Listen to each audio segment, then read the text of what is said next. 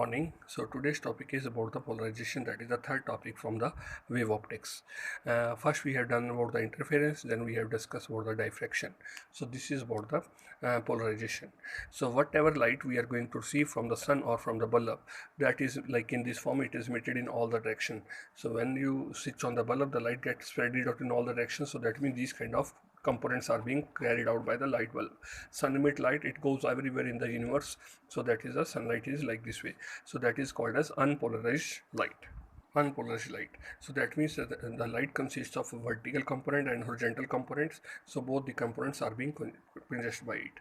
Now, if we can retain the component only in one particular direction, so that is called as polarized light. So that means the process of limiting the vibration into one particular direction in the direction of perpendicular to the plane of propagation. Let us say the light is propagating along this direction and perpendicular to this one. So we are going to propagate the light along this direction. So that is called as a polarized light.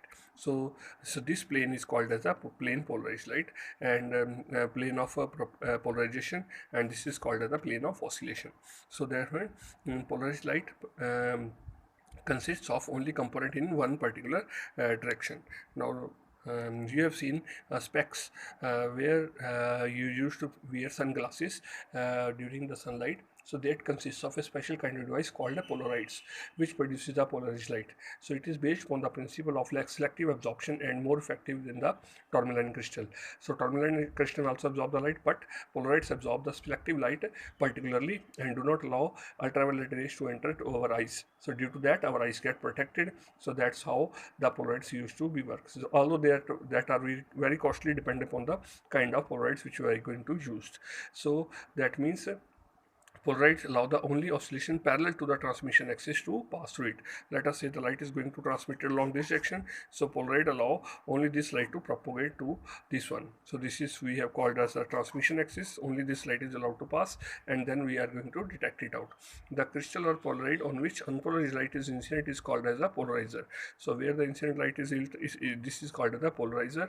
And now we can use another device. Now for example, we got the polarized light, and then the polarized light is allowed to fire through another crystal. So that crystal which allow polarized light to pass through it is called as an analyzer. So that the diagram is like this way. So diagram, so analyzer allows only particular direction of one into allow it. Now so the light only that allowed will be light will be allowed which will be the direction of the plane will be parallel to each other. If they do not parallel, they do not allow it. So in the next diagram it will be shown if the toroid is rotated by 90 degree. So that means they are plane. If it is parallel, it is perpendicular to it. So they are not matching it out. So that means this no light will be passed over here. So here it will be no light because the analyzer has been rotated by 90 degree. Now if you do not rotate it by 90 degree but it by certain angle theta, so in that case some amount of light will be emitted out, and the amount of intensity of the incident light will be proportional to cos square of theta. Let us say theta is equal to 45 degree. So I is equal to I naught. Cos square 45 means 1 by 2. So I naught by 2 means half of the light will be emitted out from this one. So example, if I theta is equal to 60 degree, so 1 by 4th, so I is equal to I naught by 4. So 1/4 of the light will be transmitted it out. So this law, which according to this law, that is I is equal to I naught cos square theta, this was given by moles. So this is called as a mole law of polarization. Now so that means so this is all the phenomena of polarization. Now we can discuss various phenomena, various method for producing the polarization, now one by one. So let us start one by one.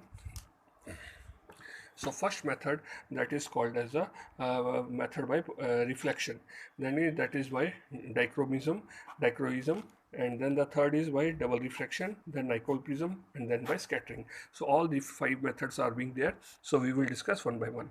So all the 5 methods have been using the phenomena of polarization, means they allow one component to pass through one direction and another component to pass through other direction, so that only selected component is being emitted out.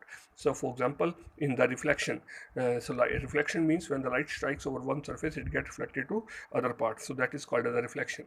So here let us say the surface is there, the light is transmitted, the light is incident, it strike to reflected back, some part get transmitted out. So that means that both components This light carries both component.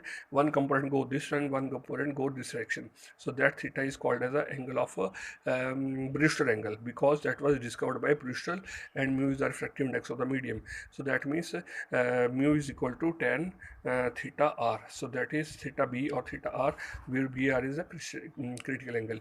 Sorry, Brewster angle. So that Brewster angle will be different for different part, and that means for I less than theta or I, both reflected incident becomes partially polarized.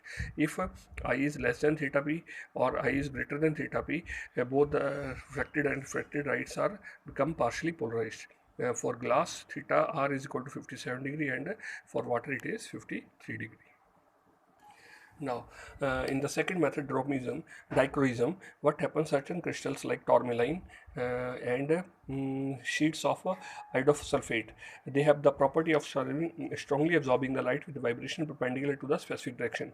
Means a particular component of the light is going to be get absorbed if the two components are going to be simultaneously falls on the crystal. So only one particular get absorbed out, rest will be passed into it is. So this process is called as a dichroism.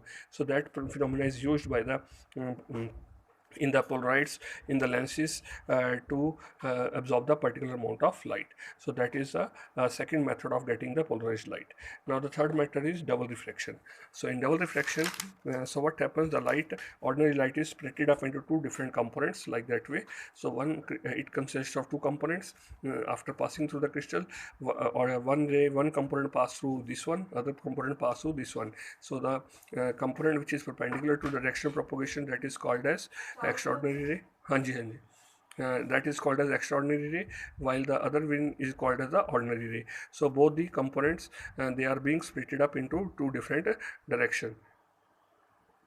So this way, the double refraction, the polarized light is also being get obtained. So that is the third phenomena. Now then we have a special kind of prism which is called as a nickel prism, which is made up of calcite crystal. Again, it is split up into second part in such a way that it split the light into two parts, ordinary and other is extraordinary, through the total internal reflection. So that means one part go to this direction, others go to this direction. So one component selected to this one, other component gets selected to this one. So that is the nickel prism is also undergoing the helping us in getting the phenomena of polarization. So next phenomena is called as the scattering. In scattering, when the light is unpolarized light is passing through certain medium, so it gets scattered in different parts. That one part gets split into other part, one component gets split into the other part. So that phenomena of scattering of the light of two different components to different is called as polarization by scattering. So that is the fifth phenomena. So that means there are five phenomena. One was by reflection, another is one by dichroism, and then third is double refraction, and the fourth one was nickel prism, and fifth one was scattering. So these are the five different phenomena under which the phenomena of polarization is going to take place.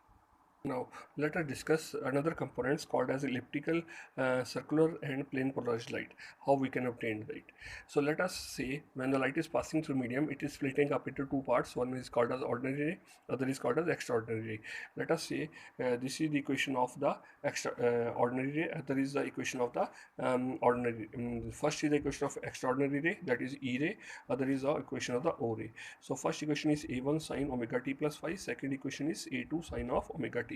And now where A1 and A2 are the different parts, where A1 is equal to E naught cos theta and A2 is equal to E naught sin theta. So the nature of resultant vibration can be obtained by eliminating the value of t from equation number 1 and 2. So let us say call this as 1, call this as 2. How we can eliminate it? We put the value of E naught, and so we got this form A1 sin omega t cos delta plus cos t cos delta into sin cos omega t. So by taking out the common factor, and then we know that Ey is equal to E naught cos theta cos omega t. So or Ey is equal to A2 sin omega t, or Ey by A2 is equal to sin omega t. So we put the value of sin omega t over here. So that is this value.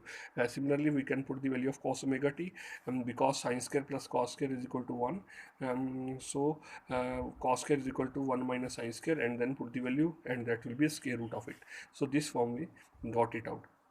Now what we do is we divide a1 to this one, ax by a1, and then take this to left side, and this equation you are going to receive it out. Now here it is a term which is in the square root. Here is simple term. Now what we will do, we will do squaring both side. When you do it squaring, so we will got this kind of form, and then open the square, so these kind of components will be obtained. So that is, one is consists of cos delta, other is consist of sin square delta. Now value of delta will decide what kind of equation is going to be get formed. Let us say if the delta is equal to 2 pi, 2 pi means 360 degree, cos 360 is 1 and sin 360 is 0. So that means we got this form of equation. Now this equation is in the standard form, we will call it as an equation of ellipse. Now that means we get the value of e1 by e2, or ey is equal to this one and ey is equal to -1. So these are the linear equations which we are getting to get it out. Now let us say if theta is 90 degree, cos 90 is 0, this 90 is 1. So that means x square by a square plus y square by b square is equal to 1. So this is the equation of ellipse. First was the linear equation, that is y is equal to mx plus c. Now this is the equation of the ellipse. Now if a1 is equal to a2 means amplitude of both are also same, so ex plus ey square is equal to a square. So that means this is the equation of a circle. So that means three different waves are being obtained: plane polarized, elliptical polarized, and circular polarized light. Now so these are the different components we have obtained it out. So this was about the polarization. Thank you.